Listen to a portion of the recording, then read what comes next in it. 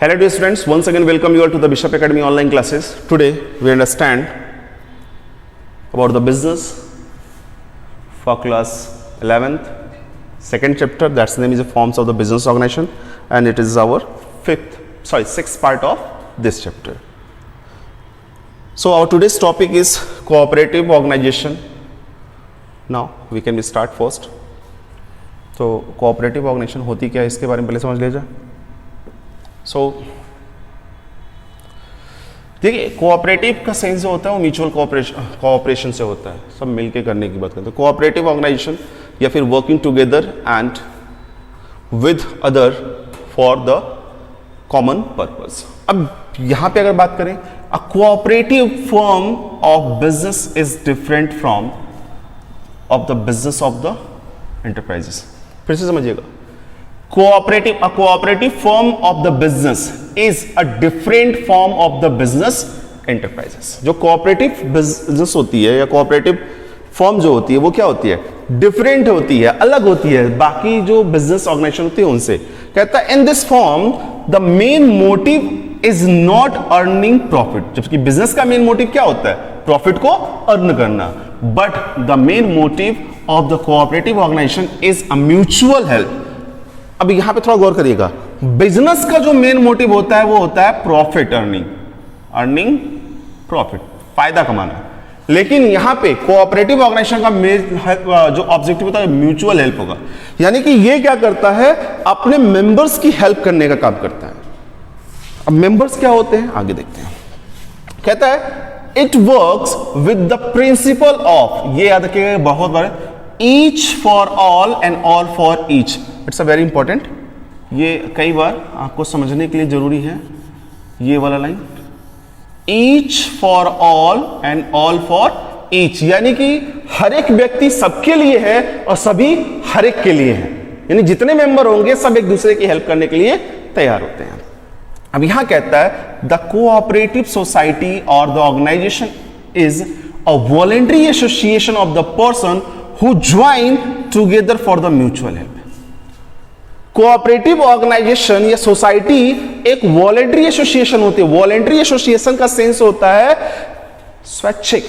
ये सभी अपनी मर्जी से क्या होते हैं, इकट्ठा होते हैं, इस ऑर्गेनाइजेशन को क्रिएट करते हैं. और किस लिए क्रिएट करते हैं, ताकि ये क्या कर सकते हैं, हु ज्वाइन टुगेदर, जो एक दूसरे के साथ जुड़ते हैं. क्यों, फॉर द म्यूचुअल हेल्प, एक दूसरे की हेल्प के लिए, जो एक दूसरे को हेल्प कर सके.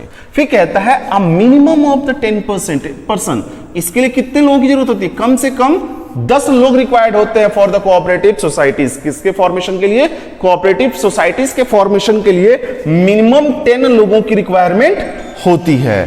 फिर अगर बात करें, the registration of the cooperative society is compulsory and the capital of the cooperative organisation is contributed by the member only in the form of the share of capital. अब यहां पे कहता है कि रजिस्ट्रेशन कोऑपरेटिव सोसाइटी की compulsory होती है. Last video में हमने देखा था कि पार्टनरशिप फॉर्मेशन के लिए कंपलसरी नहीं होता रजिस्ट्रेशन, लेकिन यहां पे कोऑपरेटिव के लिए रजिस्ट्रेशन जरूरी होता है.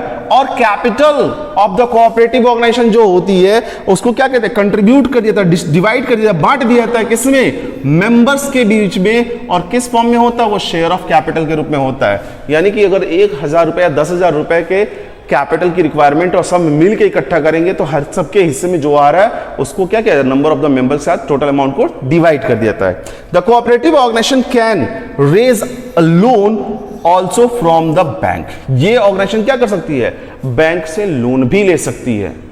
ठीक, ये डेफिनेशन है, आपको आई थिंक सो समझ में आ गया होगा. इसको पढ़ लीजिए, नहीं समझ में फिर बता दूंगा. अब बात करते हैं feature of cooperative organisation.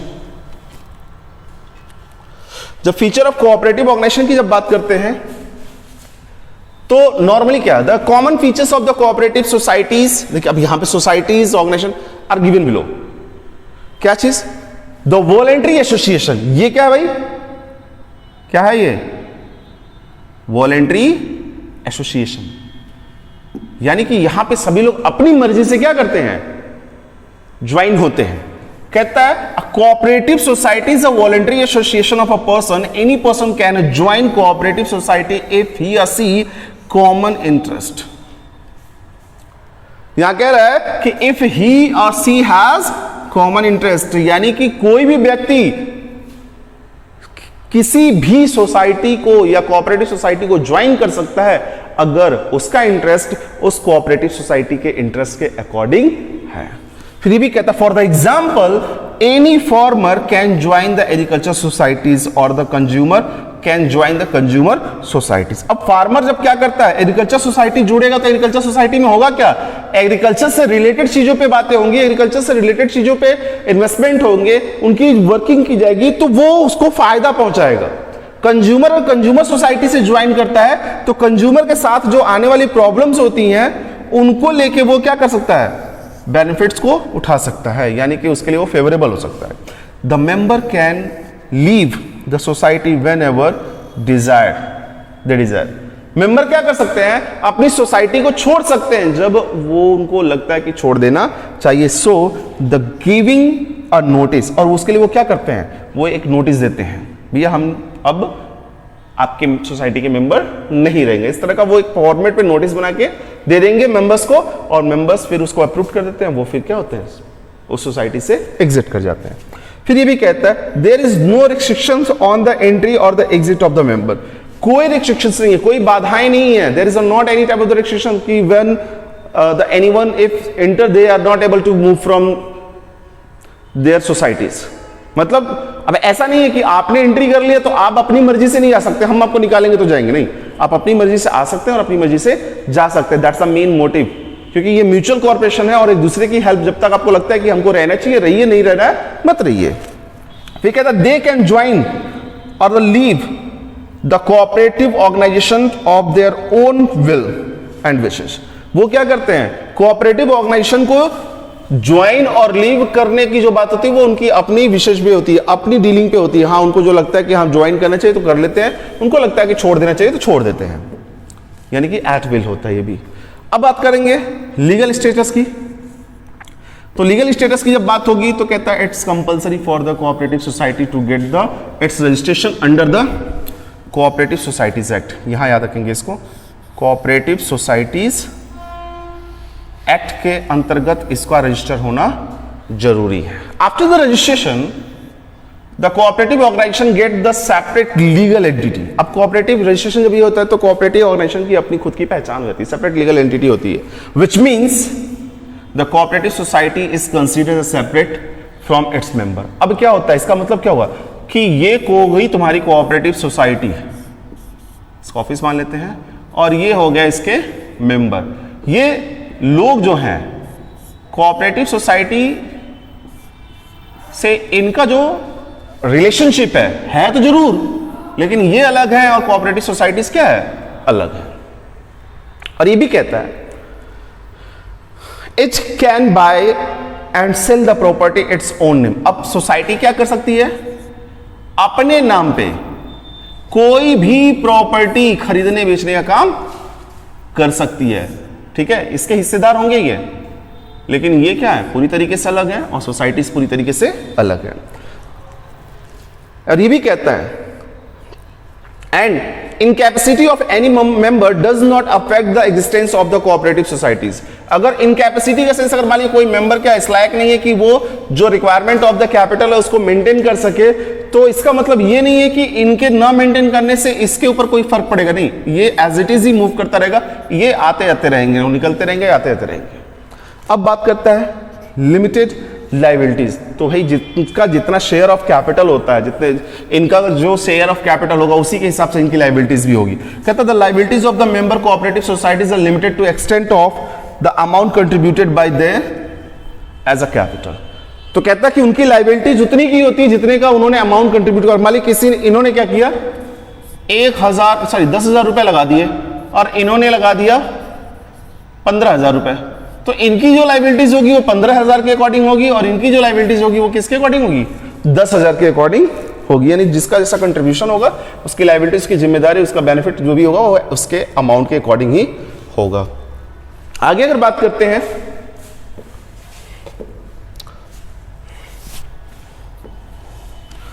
Control की बात करें तो सबसे बड़ी चीज क्या है कि ये जो कॉमन डिसीजन नहीं होता, इसमें मतलब एक बंदा नहीं लेता। The cooperative societies the power to take a decision lies in a hand of an election managing committee. यानी कि जो डिसीजन लेने का राइट होता है वो किसके थ्रू होता है? इलेक्शन के अकॉर्डिंग होता है। भैया सबके सब पार्टिसिपेट करेंगे किसी भी बड़े काम को करने के लिए। और तो और the committee is elected through the voting bye the members. और ये किसके थ्रू इलेक्ट की जाती है कमिटी? वोटिंग के थ्रू। मतलब यहां पे जो कंट्रोल होगा वो कमिटी करती है, इसके कोऑपरेटिव सोसाइटी का कंट्रोल। जो भी डिसीजन होगा वो कमिटी करती है, लेकिन उस कमिटी होती कौन है? वो क्या होता है, जितने मेंबर होते हैं वो उनको इलेक्ट करने का काम करते हैं। ये नेक्स्ट इसका जो मोटिव होता है वो सर्विस मोटिव होता है, प्रॉफिट मोटिव नहीं होता, सर्विस मोटिव होता है। इस वजह से यहां पे कहता है main motive of the cooperative society is to be provide the service to its member and not to earn the profit. ये इसका जो मेन मोटिव होता है कि कोऑपरेटिव सोसाइटीज के मेंबर्स को क्या करना? सर्विस प्रोवाइड करना, न कि प्रॉफिट को अर्न करना। Earning profit is a secondary motive and not the main motive of the cooperative organisation. इसका जो सेकेंडरी मोटिव होता है वो क्या होता है? Earning profit. फायदा अगर मिल जाए तो कोई बुराई नहीं है, लेकिन इसका खुद का मेन मोटिव नहीं होता है। अब बात करेंगे 6 पॉइंट की। इसमें कहता है equal voting rights, 1 person 1 vote के कॉन्सेप्ट पे ये वर्क करता है। यहां कहता है the cooperative society work with a democratic principal on the 1 man 1 vote. थोड़ा ध्यान समझिएगा इस चीज को। ये काम किस पे करता है? ये काम करता है डेमोक्रेटिक प्रिंसिपल्स पे, यानी कि 1 मैन 1 वोट के कॉन्सेप्ट पे काम करता है। तो all member get only 1 voting rights. अब यहां पे जिसे कहने का सेंस क्या है कि सभी के सभी मेंबर्स को वोटिंग राइट्स है। लेकिन यहां एक चीज और, यहां मतलब ये नहीं है कि आपने कैपिटल कितना इन्वेस्ट किया है। There is not a matter of the investment of the capital. मतलब ये कि अगर किसी ने 1 लाख रुपए रखे हैं तो किसी ने 1.5 लाख में, there is not a matter. आपने 1.5 लाख रखे कोई इशू नहीं है, 1 लाख रखे कोई इशू नहीं है, आपको 1 वोट ही राइट मिलेगा। और ये भी कहता है यहां पे थोड़ा सा कहता है कि all the members get only 1 voting right in respect of the capital contribution by them. कहता है कैपिटल कंट्रीब्यूटेड जो है, जो भी है, जैसा भी हो, उससे कोई फर्क नहीं पड़ता। The rich members may take a more shares, can not dictated their terms. A person who has the 100,000 shares and a person who has a 10 share will get the 1 voting rights only. वो व्यक्ति जिसके पास 1000 share है और वो व्यक्ति जिसके पास केवल 1 share है, उसकी वोटिंग राइट दोनों की क्या होगी? सेम होगी, यानी कि एक ही होगी। अब बात कर लेते हैं यहां पे हम मेरिट ऑफ कोऑपरेटिव ऑर्गेनाइजेशन की। इसका मेरिट क्या है? इसका मेरिट है क्या? तो देखते हैं इसमें इक्वलिटीज इन वोटिंग स्टेटस। इसकी अच्छी चीज क्या है? इक्वलिटीज, सबको समान रूप से देखा जाता है। जैसे 1 पर्सन 1 वोट के कॉन्सेप्ट पे कहता है there are the based on the principle of 1 man 1 vote. So all the members have a equal rights and the equal chance to participate in the management irrespective of the contributed by capital contributed by them। कहता है कि यहां पे एक व्यक्ति एक vote के concept पे डील होती है, और ये भी है कि हर एक व्यक्ति को, क्योंकि डेमोक्रेटिक सिस्टम पे ये काम करता है, तो हर एक व्यक्ति को क्या उतना ही चांस मिलता है जितना रिच पर्सन को मिलता है। यानी कि जो इसमें रिच इन्वेस्टर है ऑर्गेनाइजेशन में, उसको जितना चांस मिलता है उतना ही जो कम इन्वेस्ट करने वाला है उसको भी उतना ही चांस मिलता है। यानी कि वो कितना कंट्रीब्यूट कर रहा है कोई मतलब उससे नहीं होता है, दोनों को इक्वल राइट्स मिलते हैं। दूसरा कहता है लिमिटेड लायबिलिटीज। तो लिमिटेड लायबिलिटीज का सेंस मैंने आपको अभी बताया भी है कि जिसका जैसा कंट्रीब्यूशन ऑफ अमाउंट होता है उसी के हिसाब से क्या होता है, उसकी लायबिलिटीज होती है। और तो और at the time of loss the creditors can not have a claim over the personal property of the members. नुकसान के टाइम में क्या होगा, जो क्रेडिटर्स हैं, यानी कि अब क्रेडिटर की बात कर लें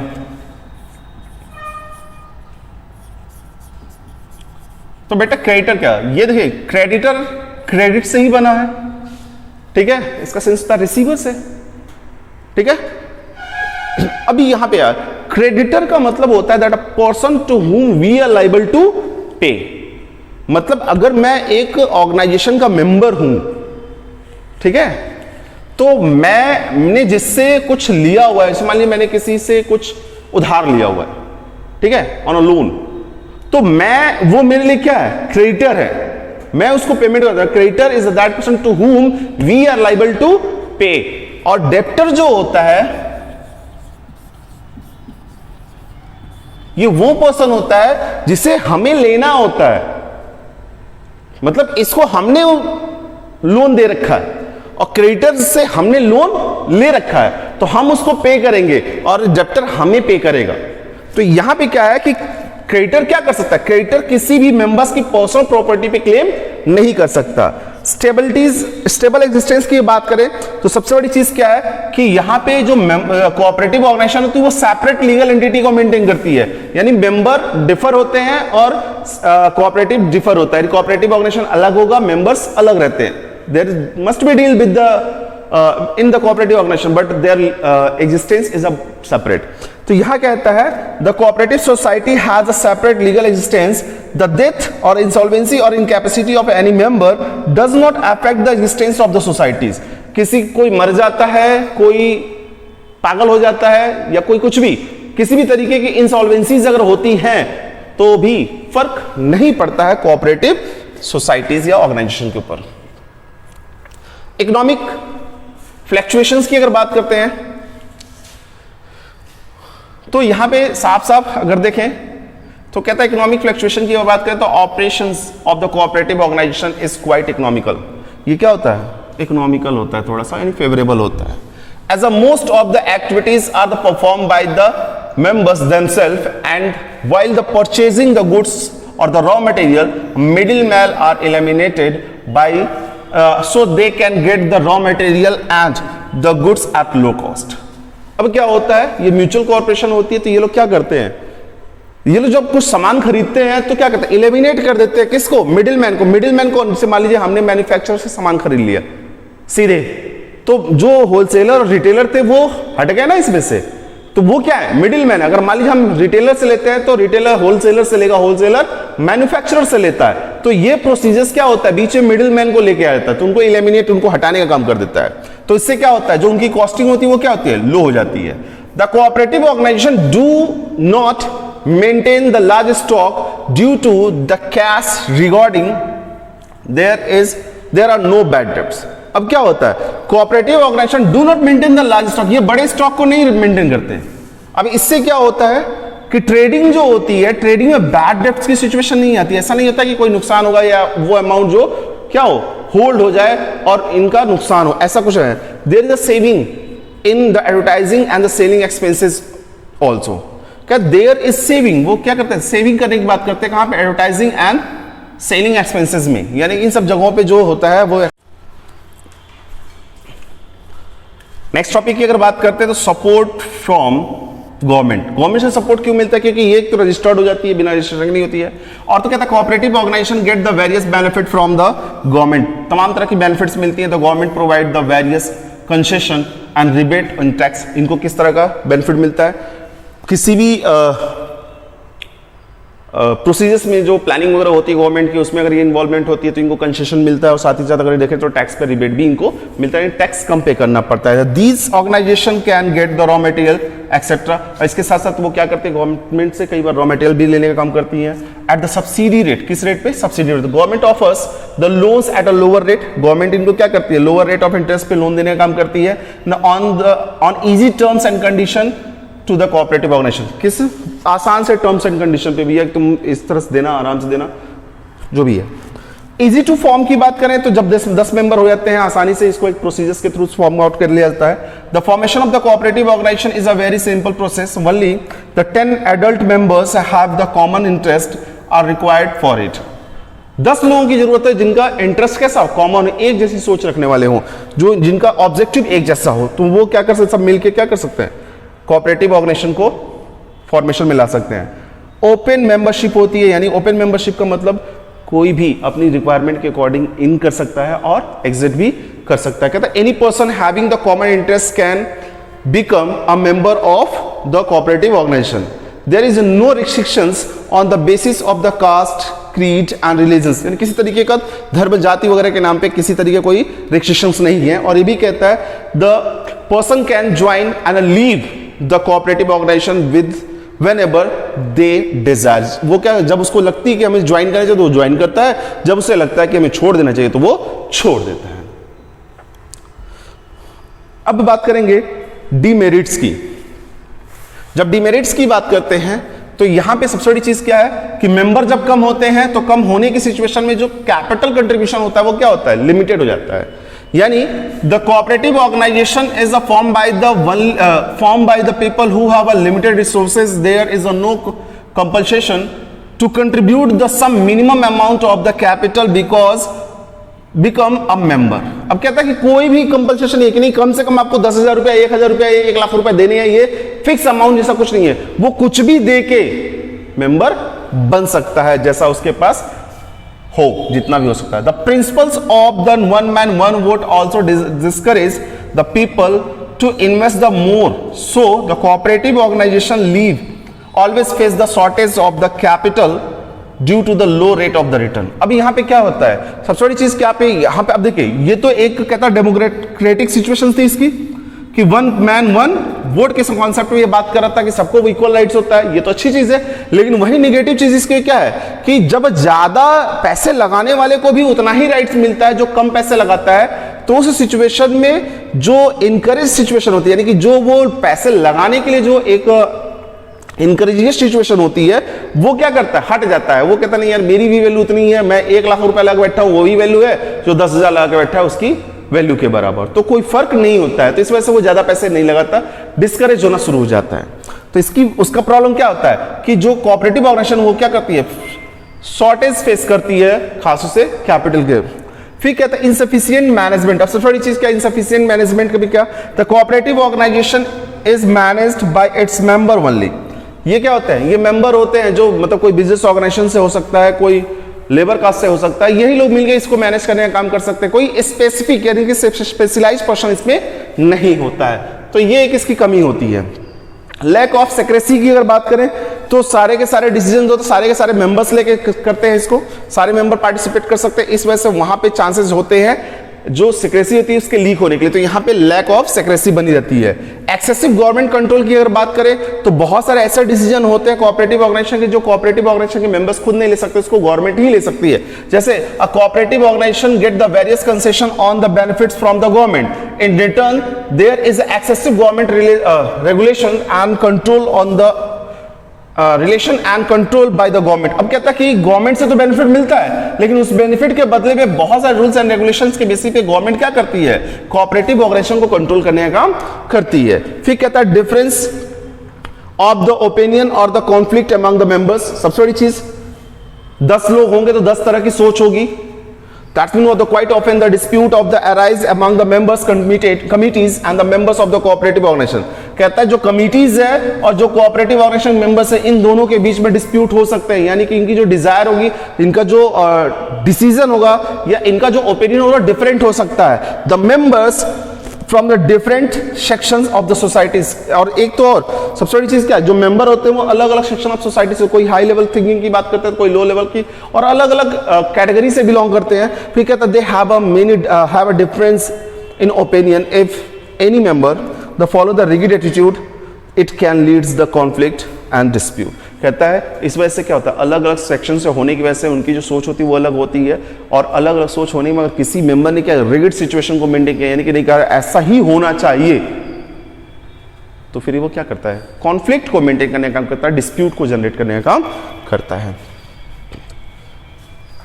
So dear students, in this video that's all. If you have any type of the doubt or the query, you should be consult to the Google Classroom. Thank you.